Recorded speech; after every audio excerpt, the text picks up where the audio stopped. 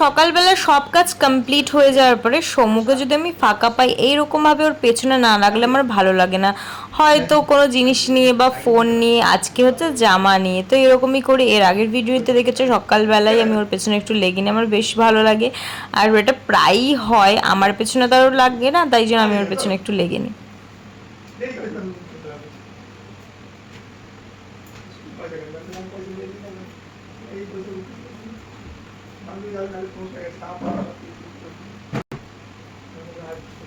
Good morning everyone.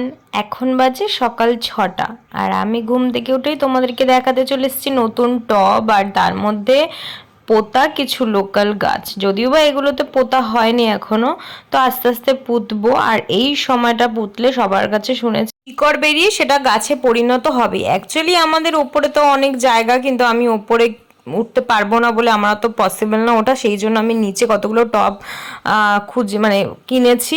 এগুলো আমি প্রথমে দেখেছি আমার মাকে, বৌদিকে, সারা বাড়িতে মা ছাদের ওপরে গাছ লাগায় আর বৌদির নিচে গাছ লাগায়। তো এদের দুজনের কাছ থেকে আমি এত ইন্সপায়ার্ড হয়েছি যে আমারও মনে হচ্ছে আমিও বাড়িতে একটু গাছ ফাছ লাগাই।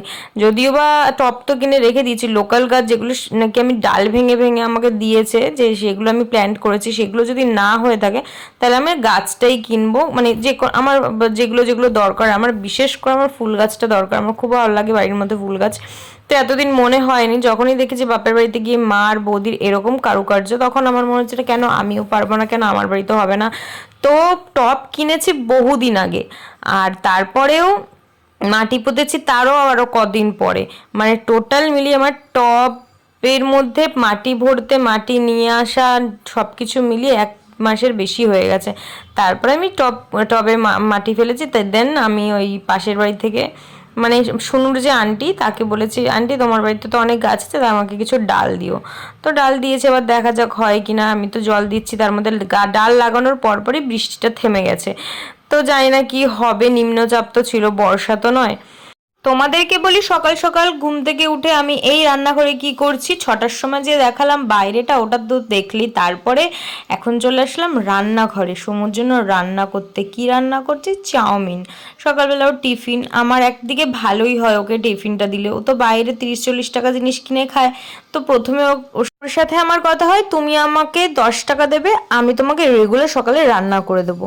তারপরে সেটা বেড়ে হলো 20 টাকা, তারপরে সেটা আবার আস্তে আস্তে বেড়ে হলো 30 টাকা, এখন আবার সেটা 50 টাকা। সে একটা জিনিস দিই আর দুটো জিনিস দিই, তো ভালোই লাগে। কারণ ওর তো বাইরে 30-40-50 টাকা খরচা হতোই, সেখানে আমি যদি টিফিন ঘর থেকে করে দিই একটু অসুবিধা হলেও।